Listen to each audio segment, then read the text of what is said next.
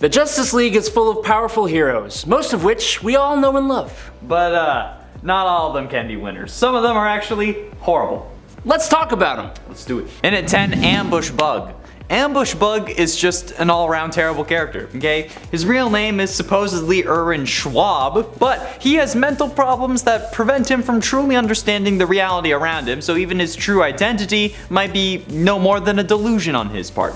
His origin is also disputed, although the most commonly accepted origin is that Brum-El of the planet Schwab sent his clothes from his supposedly doomed planet, hoping that his wardrobe would survive, only to have it intercepted by a giant radioactive space spider.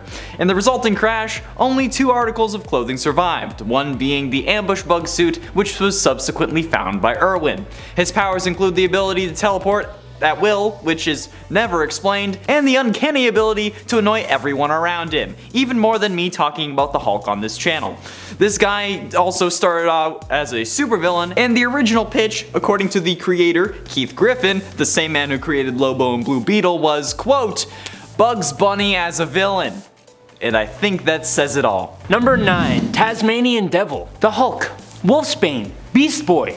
Characters that change into beasts are awesome, depending what they turn into. So when Hugh Dawkins turns into a were-Tasmanian Devil, it's just not what anyone was looking for. While it may seem super fitting for the Australian to turn into a marsupial, and while he may look somewhat cool, I don't know. For some reason, he has a giant T naturally appearing on his chest when he transforms, just to make sure you know that he is not a wolf, but specifically a Tasmanian Devil, because if he was a wolf, then he'd just be another werewolf character, and he's way cooler than that. He's a were-Tasmanian Devil, and that's cool, Mom! Oh, hold on, before we go on with the video, okay? You gotta come over to the new channel, my new channel, Minecraft Nightmare, okay? Look, scary Minecraft all the time. I know it sounds weird, but trust me, it's fun, okay? So come do it. Minecraft Nightmare. Link is in the description, I hope. And at 8, Nort. Some of us love an animal-themed superhero. Others love an animal-human hybrid superhero. However, those who find themselves to be fans of Squirrel Girl might not know about what is probably one of the worst DC equivalents, Nort, with a G. Originally a member of the Green Lantern Corps, which doesn't really mean much since there is literally a Green Lantern that is just a planet, Nort eventually became a member of the Justice League Antarctica, which by name alone indicates how meaningless it is in the overall JL hierarchy. And while his character may have been made as a joke, being stupid and incompetent by trade, it is still surprising just how bad he truly is. I mean, he's a red dog human, for God's sakes. Like, how do you come up with this design? Who thought that this would be a good idea? Number 7, Faith. When the original Justice League was teleported thousands of years into the past, a new Justice League was formed, and Faith was one of those premier members. Only she was more like the member. See, the problem with Faith was that she solved pretty much any problem. She would almost always show up with some new power that was exactly what the League needed at the time. When she was part of a Black Ops team before the Justice League, she was literally nicknamed the Fat Lady. She ain't fat. It was a reference to the saying, "It ain't over till the fat lady sings," because literally whenever she showed up, the fight was over. So then what's the point of having a team at all? Fans found her boring, and she was basically just a plot device. A waste of a powerful character, if you ask me. And at 6, Blue Jay. Jay Abrams, known as the crime fighter Blue Jay, first appeared in Justice League of America number 87 in February of 1971, and was made as an homage to the Marvel character of Yellow Jacket. However, while Yellow Jacket had an explanation for his powers, Blue Jay didn't. He could shrink to 7 inches tall for reasons, and he could grow wings for more reasons. Seriously though, these reasons are never explained. And having no explanation is worse than the yellow sun giving him power. Having no explanation is worse than nanotech, for God's sake.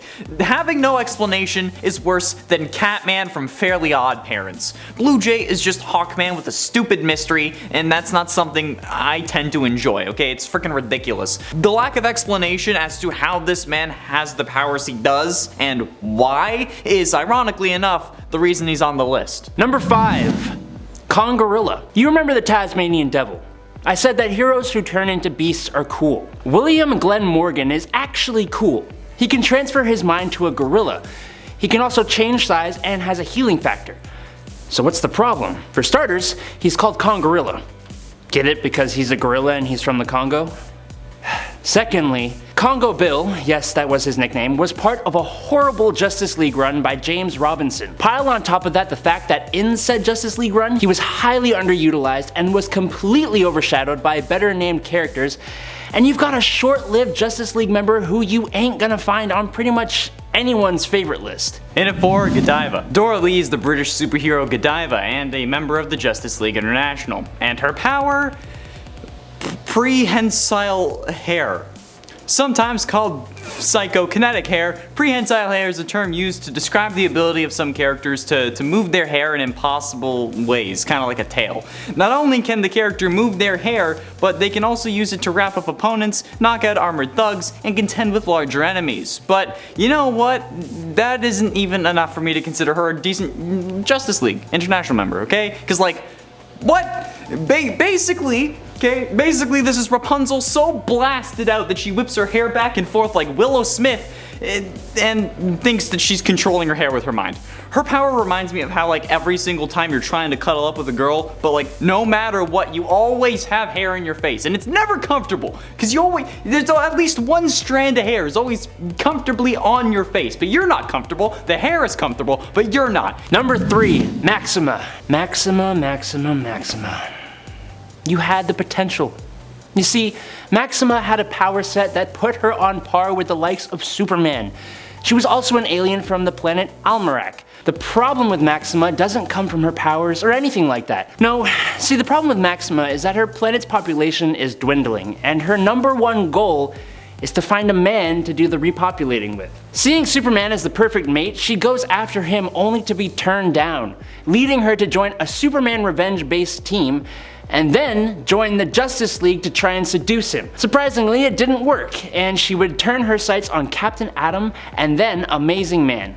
And then she bit the dust thanks to Brainiac. She could have been someone. She could have been a contender. And ultimately, in at number 2, Batman. Yeah, that's right, I'm calling out your glorious Batman, so pipe down for a second, okay? It's my turn. While being one of the founding members of the league, Batman has had some serious trust issues that bring down the team. Mostly I'm talking about his whole various plans to bring down the members if they end up going rogue thing. An understandable concept in theory, but I mean it doesn't really go over well considering how Ra's al Ghul steals the plans and then puts them into action. While yes, he isn't as bad as some of the other characters on this list in their contexts, in this context, he really does screw up. I mean, if they weren't the protagonists and their deaths wouldn't result in the loss of millions of dollars for DC, they would not have been able to stop Ra's from wiping out every league member and just taking the whole league off the board. Let's be realistic here, okay? Batman may be good at what he does, but he's not a good teammate. Batman is amazing at whatever he's doing at the time, unless that thing is being on a team, in which case he kinda sucks. And you know what? He's one of the worst Justice League members because of this. Get mad all you want. Deep down, you know I'm right. Number 1, Mystek. More like mistake. Look guys, I know it was a bad joke, okay? Everyone here told me it was a bad joke. I'm trying to do better. I will do better, okay? I'm sorry. Everyone loves a comeback story. When Mystek, a woman named Seong Barclay, first came on the scene, she was a pretty low-tiered villain. She wore the armor of her late father, which gave her a masculine-looking physique while in the suit, and she had energy-projecting abilities. Eventually, Martian Manhunter recruited Mystek for his Justice League task force, which, I mean, how could she say no? Maybe if she took into account her claustrophobia. Superheroing doesn't necessarily bring you into confined spaces, that's fair. But when there is a possibility of being put into a spacecraft and going off into space, that's when things get a little problematic. And it's what they did when the Justice League task force had to go into space and Mystek panicked.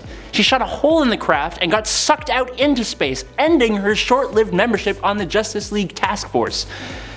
I almost feel bad for her. Not really, almost. Alright nerds, that's the list. Let us know down below what you think. How do you feel about Batman? Don't forget to like and subscribe here at Top 10 Nerd if you feel so inclined. I've been Adam Andrews. And I'm Connor Monroe, and you know what, even if you're not inclined, subscribe, and then come to Minecraft Nightmare. Do it. And until next time, peace out. Nerds.